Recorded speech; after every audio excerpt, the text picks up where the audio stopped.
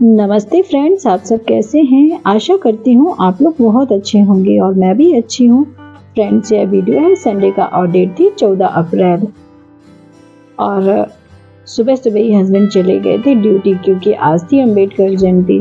तो इस वजह से हस्बैंड की ड्यूटी सुबह से ही लग गई थी, तो वह चले गए थे और मैं लग गई थी मेरे कामों में।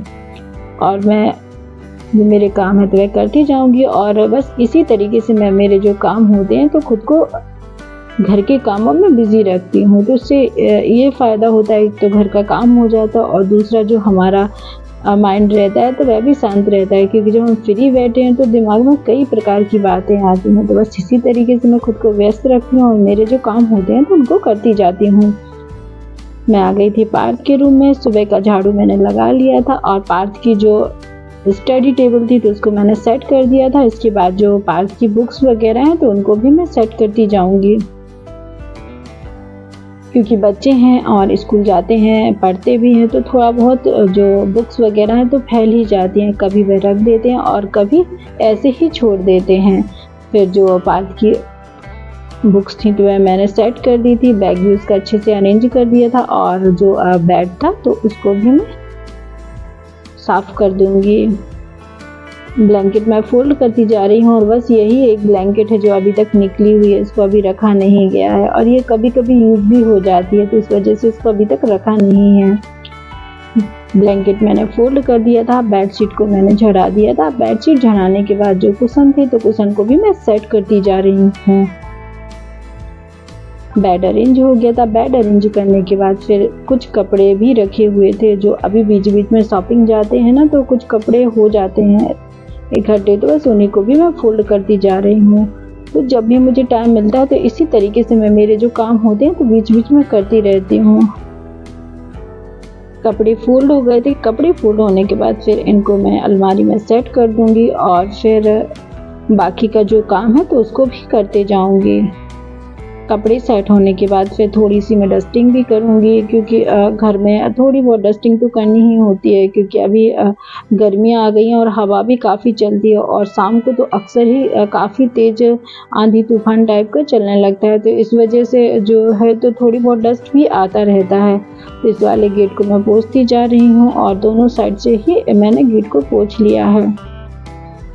और इसी तरीके से कभी कहीं किसी जगह कभी किसी जगह, बस इसी तरीके से जो मेरी क्लीनिंग है तो वह चलती रहती है। फिर जो गेट था तो गेट को भी मैंने साफ़ कर लिया था। गेट साफ़ होने के बाद फिर अभी पोछा भी लगाना रह गया था, तो पोछा भी मैं लगा लूँगी। और बस मैं जो गेट साफ़ ही कर रही थी तभी हस्बैंड भी आ गए थे ड्यूटी से वापस, तो पार्थ गेट खोलने चला गया था और मैं मेरा जो काम था तो वह करते जा रही हूँ।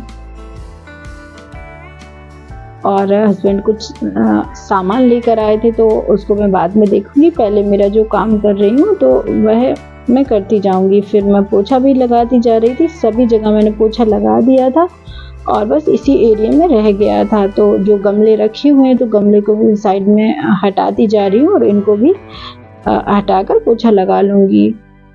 और ये मैं 2 से 3 दिन में हटाती रहती हूँ, क्योंकि इसके नीचे भी थोड़ी बहुत मिट्टी इकट्ठी हो जाती है। फिर जो पोछा था तो पोछा भी लगता जा रहा है और बस इसी तरीके सभी जगह मैंने पोछा लगा लिया था। पोछा लगाने के बाद फिर मैं नहाने जाऊंगी और नहाने के बाद फिर जो किचन का काम रह गया है तो उसको भी करूंगी। फिर मैं नहा कर आ गई थी किचन में और बस किचन में आने के बाद फिर जो हस्बैंड जो सामान लाए थे तो उसको भी मैं देख लूँगी। और उसमें फ्रूट्स थे, क्योंकि अभी सुबह टाइम काफ़ी फ्रेश और जो वेजिटेबल और फ्रूट मिलते हैं तो हस्बैंड सुबह ही लेकर आ गए थे। फिर मैं इन सभी को मैं निकाल दूँगी और इनकी जगह पर रख दूँगी और जो धुलने वाली चीज़ें हैं तो उनको भी मैं निकाल कर एक साइड रख दूँगी। फिर जो फ्रूट्स थे तो मैंने निकाल दिए थे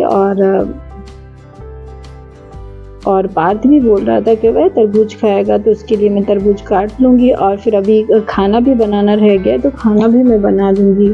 और बच्चे होते हैं तो बच्चों को जब तक चीज़ खुद से ना निकाल कर दो, कोई भी चीज़ होती चाहे फ्रूट्स हैं या कुछ और भी, तो वे नहीं खाते हैं, तो उनको देना भी होता है तभी वे खाते हैं। फिर जो तरबूज था तो वह मैं काटती जा रही हूँ। और इसके बाद फिर मुझे अब खाना भी बनाना है, तो खाना भी मैं बना लूँगी। और आज मैं खाने में बना रही हूँ कटहल की सब्ज़ी। तो कटहल मैंने निकाल लिया था और प्लेट में मैंने थोड़ा सा तेल निकाल लिया था, क्योंकि कटहल जब काटते हैं ना तो हाथ काफ़ी चिपचिपाने लगते हैं। फिर जो चाकू थी तो चाकू में मैंने थोड़ा सा ऑयल लगा लिया था, हाथों में भी थोड़ा सा तेल लगा लिया था और कटहल को मैंने काट लिया था। और इसको मैं बॉईल नहीं कर रही हूँ, सीधा ऐसे ही बना रही हूँ। सब्ज़ी कट गई है और सब्ज़ी कटने के बाद फिर जो कढ़ाई में थी तो मैंने कढ़ाई में तेल गर्म होने के लिए रख दिया था। तेल गर्म जैसे ही हो गया था तो उसमें मैंने कटहल डाल दी थी और इसको मैं थोड़ा थोड़ा फ्राई कर लूँगी। और आप चाहें तो कटहल को बॉईल भी कर सकते हैं, मैं बॉईल नहीं करती हूँ, मैं सीधा ही फ्राई करती हूँ। फिर जो कटहल थी तो कटहल फ्राई हो गई थी। इसके बाद अब सब्ज़ी मुझे बनानी है तो वह भी मैं बना लूँगी। और जो ऑयल का कंटेनर था तो उसमें ऑयल नहीं था, तो बस इसको मैं भी भर लूँगी। और यहाँ पर पार्थ कुछ बातें कर रहा था, तो बस यहीं पर बातें भी होती जा रही थी और बस इसी बात पर हम लोग हंसते भी जा रहे थे।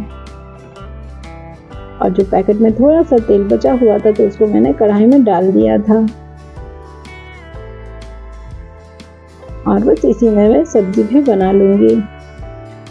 वापस से मैंने तेल को गर्म होने के लिए रख दिया था। तेल जैसे ही गर्म हो जाएगा तो फिर इसमें मैं जीरे भी डाल दूँगी।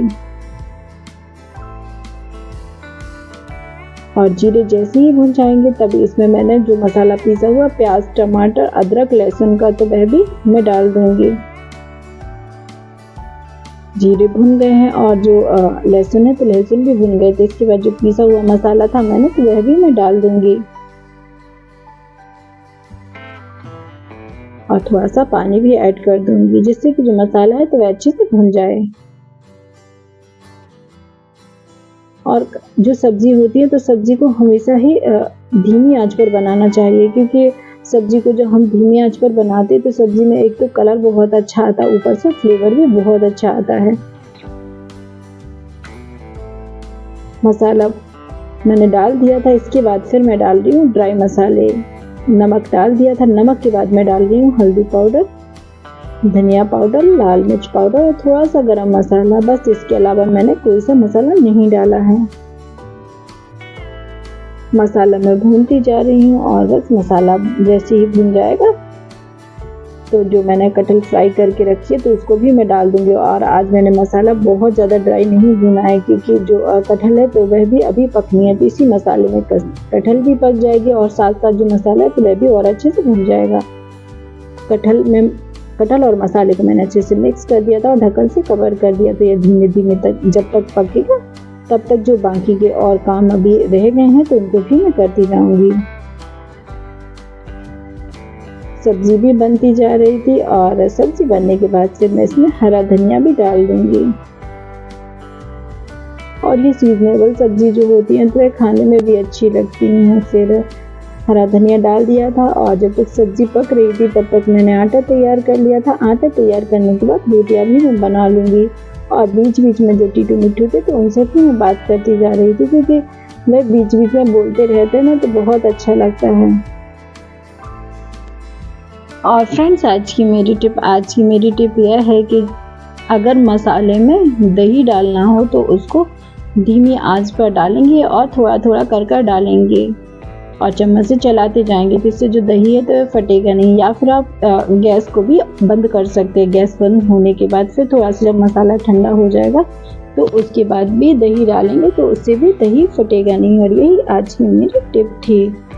फिर जो रोटियां थी रोटियां बनती जा रही हैं। रोटियां बनने के बाद फिर सभी के लिए खाना मैं लगा लूँगी, क्योंकि आज हस्बैंड अब ऑफिस नहीं जाने वाले हैं, क्योंकि सुबह वे ड्यूटी जा चुके थे और जो उनकी ड्यूटी थी तो वह थोड़ी बहुत ही ऑफिस जाएंगे। तो इसके बाद फिर मैंने सभी के लिए खाना लगा लिया था। खाना लगाने के बाद खाने में मैंने बनाया था कटहल की सब्ज़ी, रोटियां, रायता, सैलेड, बस इतनी ही चीज़ें मैंने बनाई थी। फिर सभी ने खाना खा लिया था। खाना खाने के बाद बर्तन भी धुल गए थे। बर्तन धुलने के बाद फिर जो कंटेनर रखे हुए थे तो उनको भी मैं थोड़ा-थोड़ा सा अरेंज करती जाऊँगी, क्योंकि जब जल्दबाजी रहती है काम की तो थोड़ा सामान इधर-उधर हो ही जाता है, तो उसको भी मैं सेट करती जा रही हूँ। और कुछ मसाले वगैरह रखे थे तो उनके जो पैकेट थे तो उनको भी मैं सब एक साथ इकट्ठा सेट करके रखती जा रही हूँ। फिर इसके बाद जो गैस चूल्हा है तो गैस चूल्हा को मैं साफ़ करती जा रही हूँ और गैस चूल्हे को मैं डिशवॉशर जेल से साफ़ कर रही हूँ। और जब गैस चूल्हा गंदा दिखता है तभी मैं इसमें जेल लगाती हूँ, नहीं तो मैं गीले कपड़े से पोंछ देती हूँ। गैस चूल्हा भी साफ़ होता जा रहा था और जो साइड में टाइल्स वगैरह लगे थे तो उनको भी मैं पोंछती जा रही हूँ। सारा सामान मैं हटाती जाऊँगी और किचन काउंटर टॉप को भी अच्छे से साफ़ कर लूँगी। फिर किचन काउंटर टॉप साफ़ हो गया था और सिंक को भी मैं साफ़ करती जाऊँगी और यहाँ पर भी डेली ही साफ़ करना। और यह वही वाली लेयर है जो वॉशिंग मशीन के मोटर में इकट्ठी हो गई थी और इसमें जम गई थी, तो इस वजह से जो वॉशिंग मशीन है तो पानी नहीं ले रही थी। और मैं यही वाली जो लेयर होती है तो इसको अक्सर साफ़ करती रहती हूँ, क्योंकि ये एक बार इकट्ठी हो जाती है तो बहुत ही मुश्किल से साफ़ होती है। और फिर जो सिंक था तो सिंक मैंने साफ़ कर दिया था और इसके बाद फिर जो नल थे तो नल को भी मैंने पोंछ दिया था। आरओ लगा हुआ था तो उसको भी मैंने पोंछ दिया था। अब इसके बाद जो और छोटे-छोटे काम है तो वह भी मैं करती जाऊँगी। मसालेदानी में नमक ख़त्म हो गया था तो उसको भी मैं भर दूँगी और जो मसाले मुझे कम लग रहे हैं या ख़त्म होने वाले तो उनको मैं भरती जा रही हूँ। और जो शक्कर का डिब्बा था तो इसमें भी शक्कर ख़त्म हो गई थी तो इसको भी मैं भर दूँगी। और ये मेरे जो काम होते हैं तो जब मैं फ्री हो जाती हूँ तो मैं मेरे इन्हीं कामों में व्यस्त रहती हूँ। फिर किचन का सारा काम हो गया था और मेरा जो सिलाई का काम है तो वह भी मैं करने लगी थी, क्योंकि मैंने ब्लाउज़ की कटिंग की थी तो कुछ मैंने रात में सिला हुआ था और कुछ मैं इसको अभी भी सिलती जा रही हूँ। और ये मेरे जो काम होते हैं तो जब मैं थोड़ा सा फ्री होती हूँ तो बस इन्हीं में मैं बिज़ी रहती हूँ और इस तरीके से मेरे जो सारे काम है तो वह होते रहते हैं। और फ्रेंड्स, आज का वीडियो आपको कैसा लगा? आज का वीडियो आपको पसंद आए तो प्लीज़ लाइक, शेयर और सब्सक्राइब करना ना भूलें। चैनल पर नए हो तो चैनल को भी सब्सक्राइब कर लेना। मिलते हैं नेक्स्ट ब्लॉग में, तब तक के लिए bye. Thank you for watching.